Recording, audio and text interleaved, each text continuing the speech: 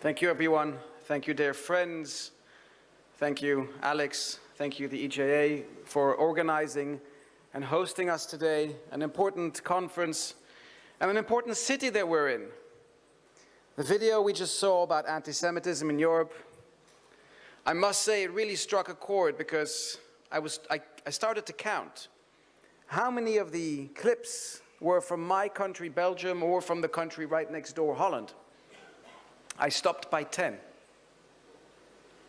And here we are in Hungary, a country where Jews, we've just heard it, have received an overwhelmingly broad and open reception.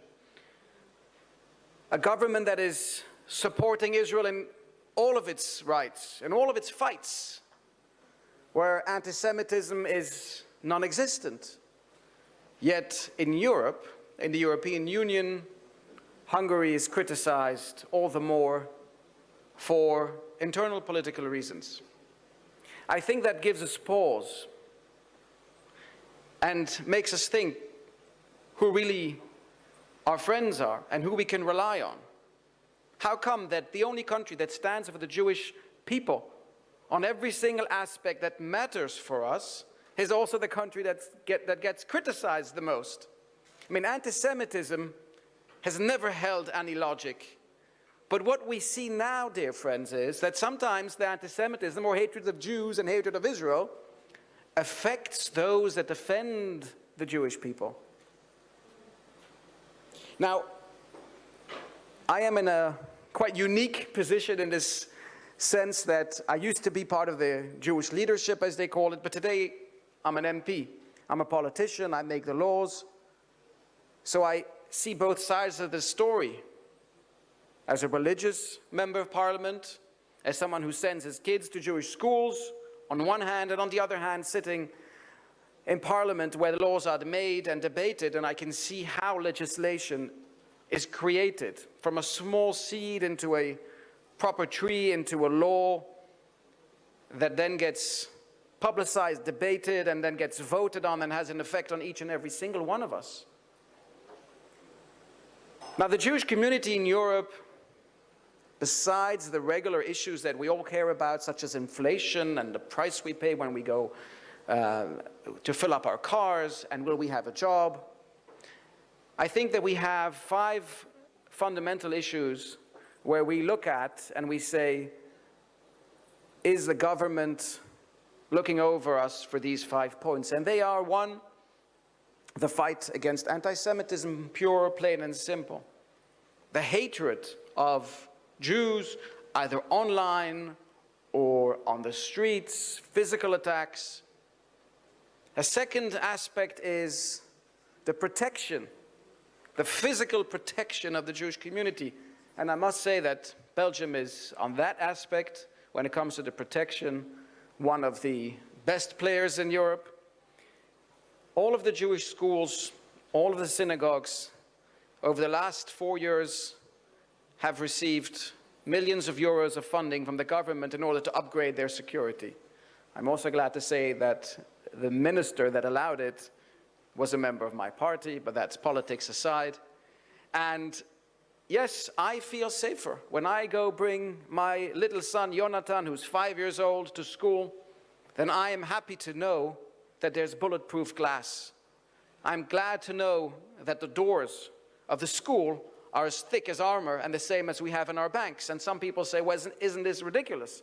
I say, well, you might call it ridiculous, but I do feel safer when I bring him to school, because we have to realize that the danger is here. So that is the second aspect. The third aspect is making sure that Jewish life can evolve, can grow, and receives the necessary subsidies to do so, whether it's for Jewish schools, institutions, cultural, synagogue. We have a beautiful synagogue in Antwerp. If you come to visit it, it's opening officially on Sunday. The government gave a grant, close to 5 million euros.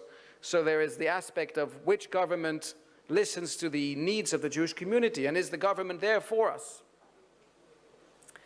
Another aspect is, of course, the position vis-à-vis Israel.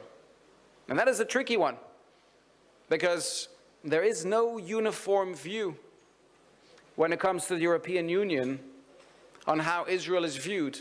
You have some countries that are pro-Israel, you have some countries that are less pro-Israel, let me call it that way, and you have some countries that are neutral. And the fifth aspect is freedom of religion. One of the issues that we just talked about, and I'm glad that in the next few days we'll be able to continue the discussion. When I came into Parliament 3 years ago, Belgium had already enacted laws in the regions of Wallonia and in Flanders, Wallonia first, Flanders second, to ban schieten. The vote that we had last week was in the third and last region of Brussels. In that region, it did not pass. So when I came into Parliament, those laws had already passed, and I said, I want to make sure that the fiasco that happened here will not happen again when it comes to the other important thing, more important even than eating kosher, namely brit milah. Because yes, we can import meat from other countries, and this was actually one of the points that the European Court of Justice in Luxembourg said, that they take the entire view into consideration, and they say that the Jewish community in any country, even though there is restrictions at the moment, such as the banning of schieten in their country, will always be able to import either from within other European countries, or from Argentina, or from Israel. But when it comes to circumcision, you can't import that. The only option is to export yourself. And as a joke, I met the German ambassador recently, and I told him, you know, the only country that has a law on the books explicitly stating that circumcision will always and should always be allowed if it's done for religious reasons and under the proper medical and hygienic conditions is Germany. So I told him, as a joke, the moment and the day they start banning this in my country, will you allow us to bring our children to your embassy, which is neutral ground, whereby we can do the brit milah in German territory, which is absurd. And yes, dear friends, I must tell you, there is the first steps being undertaken in various European countries to ban the procedure of brit milah. And they don't say we want to ban it, they say we want to push it off till 18 years, let the child decide. So those are the first fruits that are starting to grow, and I can tell you that it's a daily and a weekly struggle, and it will take me too far to explain everything I've done, but it's a struggle that is continuing on a day-to-day basis. One of the important things we must remember as well, because it's not a black and white situation, it's not anti-Semitism that has made schieten. The Jewish community, for those who don't know, is a tiny percentage of Europe. European Jews make up 0.1% of the population of Europe. That is 50 times less than the Muslim populations. 50 times, that's 5%, close to 5% Muslims in the European Union.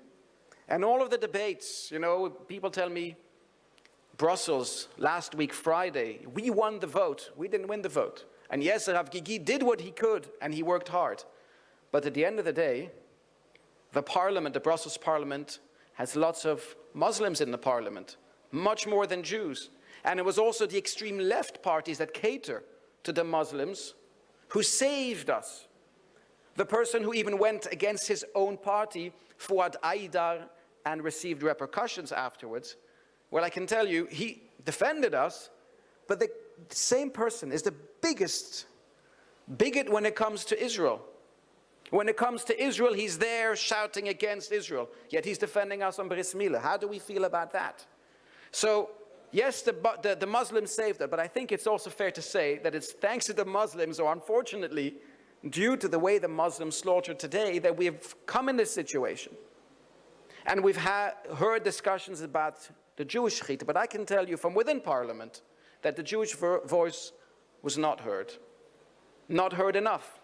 One of the proposals that I had was, let's make the Muslims shecht halal on a kosher way. Because what we've heard here and the amazing stories about how the knife has to be sharp, that is the way we need to explain it. But that is today not what is happening in slaughterhouses. And for those of you who have been or have talked to people, unfortunately, there is a lot of what we call in Hebrew, tsar balachayim. So I think that in this case, we should extend a hand to the Muslims and make sure that they do their halal slaughter on a kosher way. But let's not forget the issue as well at hand. It's a complex situation. It's not just hatred of Jews. It's not just anti-Semitism. It's a lot of things together. These are nuanced debates. A lot of my own colleagues are absolutely against the fact that we have shechita the way we do it. Yet these people are not anti-Semites. I know them, I see them, they come to the Holocaust memorials. They just don't realize the entire breadth of the story. They don't see the nuances. And the Jewish community is so tiny, 0.1%. So if you're going to have 100 animals that are slaughtered, and 2 of them are kosher, well, that's not important. We're talking about the bulk of the story. So let me hold it by these words. I'm looking forward to, in the next few days, take your questions and go further in debate on this issue. But know this, the Jewish community is strong. Why? Because we are united. We are ba'achdus. And only when we work together, when we have one message from within the European Union and also the United Kingdom, all the same message, standing on the same line, that is how we will be able to fight, that we show that we are not divided. And I think seeing here today the many people from the different countries makes me hopeful that we are on the right track to win. Yes, these are difficult days, but no, we don't give up and we will only come out stronger. Thank you very much.